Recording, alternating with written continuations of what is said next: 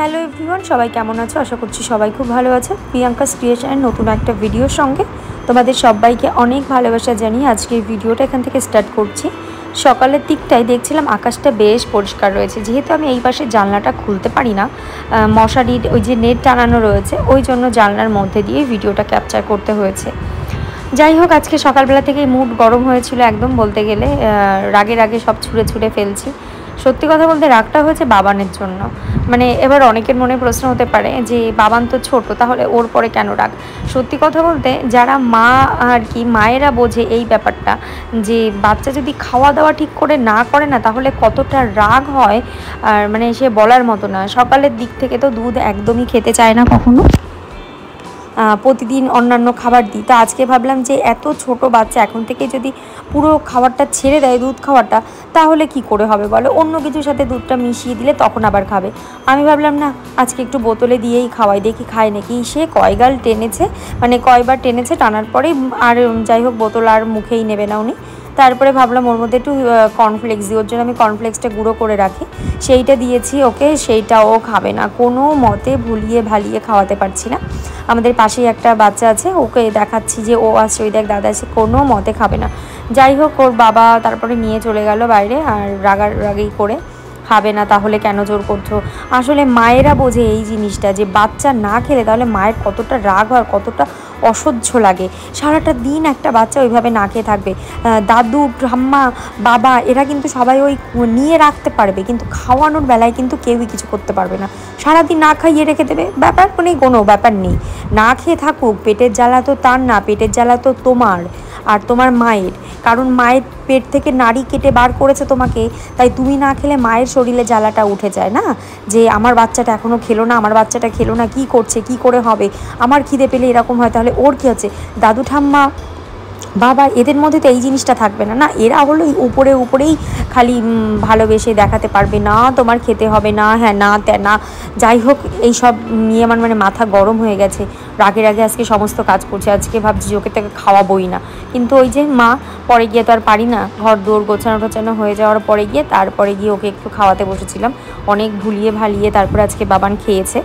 আর এদিকে ভাবলাম যে জিনিসপত্র যখন পরিষ্কার করছি, তাহলে একবারে সমস্ত কিছুই আজকে একবারে পরিষ্কার করব। এই জায়গাটায় টেপ মেরে রেখে ওখানে এমন অবস্থা, এত নোংরা হয়ে গেছে। আর আজকে সারা ঘর এত নোংরা, এই নোংরা কাজ করতে করতে আমার মনে হয় একদম জীবন শেষ হয়ে গেছে আজকে, জানো না, এমন অবস্থা হয়েছে।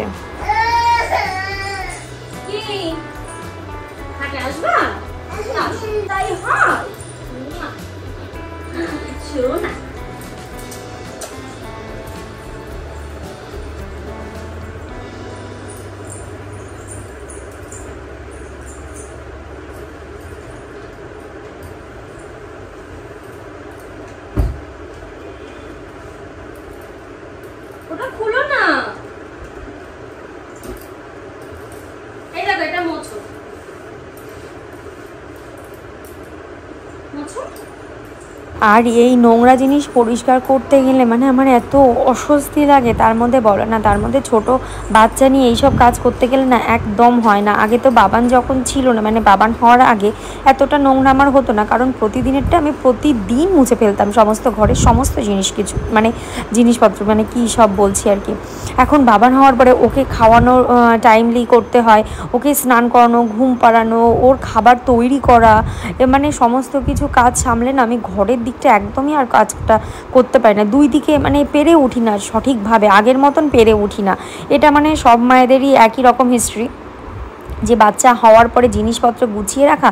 এটা আমার মা আগে বলতো যে একটা বাচ্চা হোক, তারপরে বুঝতে পারবি যে ঘর দোর গুছিয়ে রাখা। আর এইদিকে আমার বাবাটা এত লক্ষ্মী বাবা, সে আর বলার মতো না। ওই দেখো, আমাকে দেখেছিল কলিং দিয়ে খাটঠাট মুছতে, ও ওইদিকে মোছার চেষ্টা করছে, কিন্তু স্প্রে করে বার তো করতে পারে না, মুটকিটা না পুরো খুলে ফেলে দেয়, খুলে ফেলে ঢেলে ফেলে দেবে। যাই হোক, আমি অনেক টাইট করে দিয়েছিলাম, কিন্তু ওরও একটু মনে হয় মাঝে মধ্যে মাম্মাকে একটু হেল্প করি। মাম্মাকে তো আর কেউ হেল্প করবে না, পাপাও হেল্প করবে না, অন্য কেউ হেল্প করবে না, আমার আমাকেই হেল্প করতে হবে।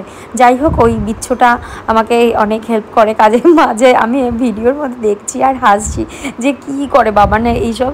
ওই খাটের সাইডটা একটু ফাঁকা আছে, ওখান দিয়ে পা ঢুকিয়ে দিচ্ছে, ওখান দিয়ে বেরোবে। আর এখান থেকে দেখো নামার জন্য একটু চেষ্টা করছে আর কি ওখান থেকে ড্রেসিং টেবিলে পা দিয়ে চলে আসতে পারে, কিন্তু আমি না সবসময় নামতে দিই না, যদি পড়ে যায় বাই চান্স, তো ওই জন্য একটু ধরে একটু নামিয়ে দিলাম, নিচে খেলা করবে।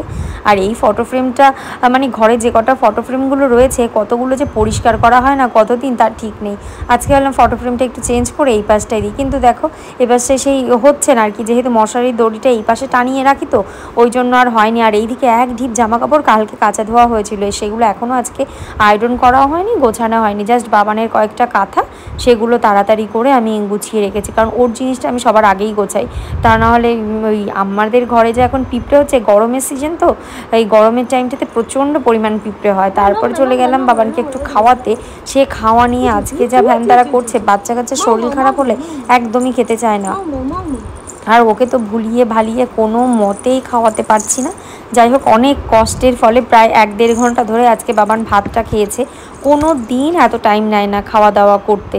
আর এখন একটু ঘুমিয়ে পড়েছে, আমি একটু ভয়েস ওভার দিতে গেছি, তার মধ্যে দেখি উনি উঠে পড়েছে, মানে ওনার জন্য ভীষণ আস্তে আস্তে আমাকে কথা টথা বলতে হয়, তা না হলে উঠে যাওয়ার একটা চিন্তা থাকে, ওই জন্য ও যখন ঘুমায় আমি ঘরের জানলা দরজা সমস্ত কিছু বন্ধ ঠন্ধ করে তারপরে আর কি ওকে ঘুম দিই।